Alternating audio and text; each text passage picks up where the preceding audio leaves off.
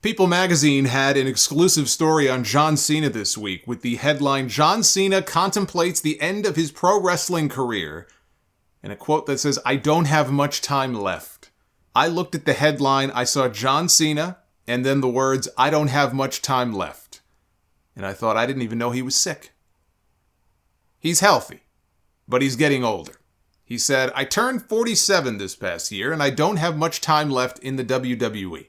I think it's just the demand of age. I'm trying to figure out when to close that chapter. I wouldn't be who I am, professionally or personally, without the WWE. And I promised myself that I would never simply just be there for my own sake. Every time I perform, I want to give my all to the audience. And I've got to admit, when I hit the 45 mark, I had to begin to try to form an exit strategy, and I'm trying to work on that currently." And the story says Cena did not say whether he's had discussions with WWE about crafting a storyline surrounding his retirement, but he recognizes that it is on the horizon.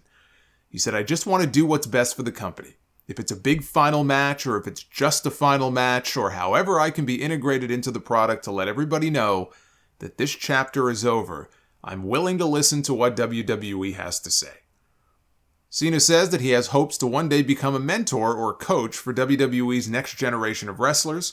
The actor says he often visits the WWE Performance Center in Orlando to speak with the wrestlers training there in hopes of joining the program's main television roster.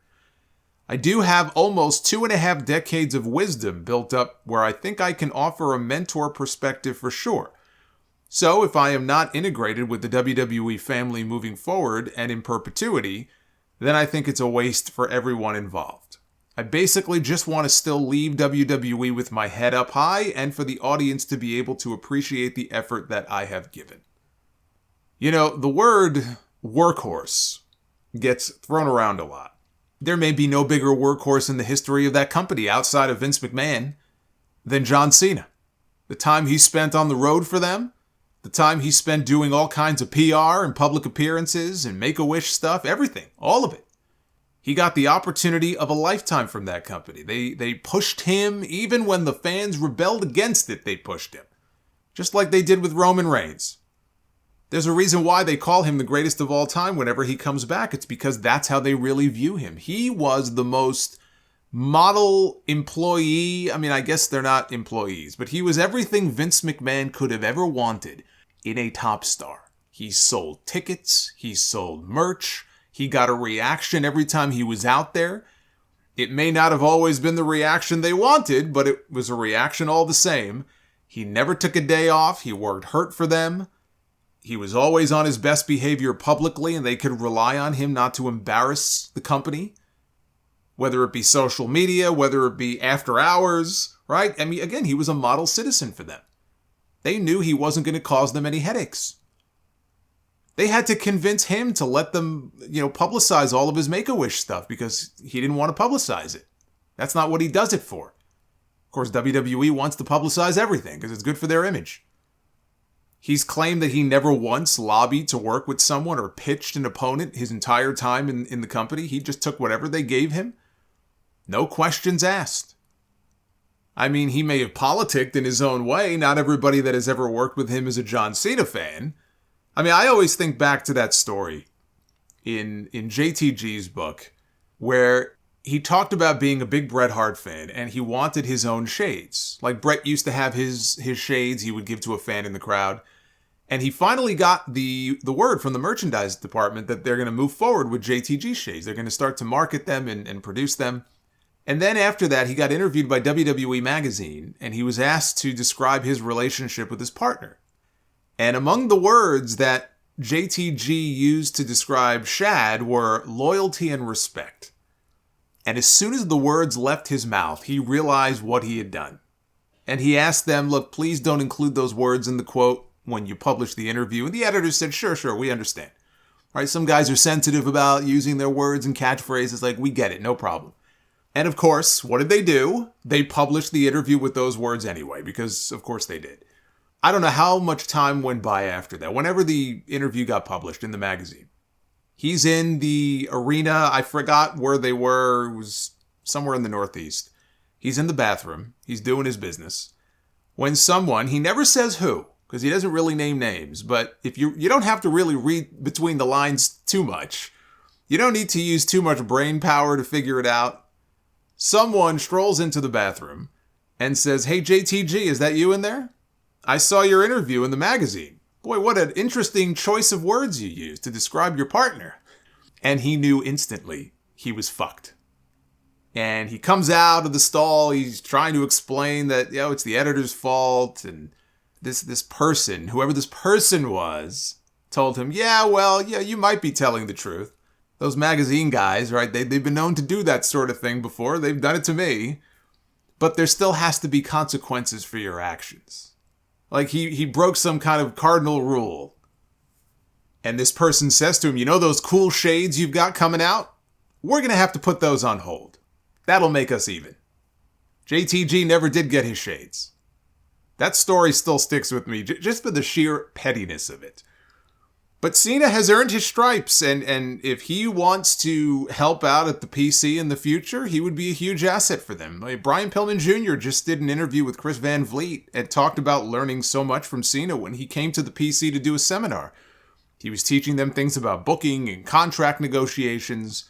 I mean, that's just as important as the moves and holds that they teach you in the ring. As far as a story for Cena, he's got a story already the next time he comes back. He still has not won a singles match in something like 5 or 6 years. He lost to Solo Sikoa. He can come back and try to avenge that loss. Or it doesn't even have to be against Solo. It could be against anyone, right? Is Cena washed, or can he win a match? That's the story. Will he ever win a match again? And then he finally wins one. But there's another story they could pursue. Randy Orton was on the bump this week. And he said that his dream match would be somehow finding himself in the ring with John Cena at WrestleMania for the WWE Championship. And my ears perked up because I pitched this very idea 2 years ago. It was on Sound Off 753. For all the matches that these two guys have had over the years, all the TV matches, all the pay-per-view matches, they've never faced each other one-on-one at a WrestleMania. The closest thing was a triple threat match at WrestleMania 24. It's like the Rock Triple H thing. It's hard to believe, as an extended a feud as those two had over a period of a few years there, that they never had a singles match at WrestleMania. The closest thing was a Fatal 4-Way at WrestleMania 2000. The match they had at Backlash that year should have been the WrestleMania match, but they waited because Stone Cold wasn't healed up enough yet to do the run-in because he just had neck surgery.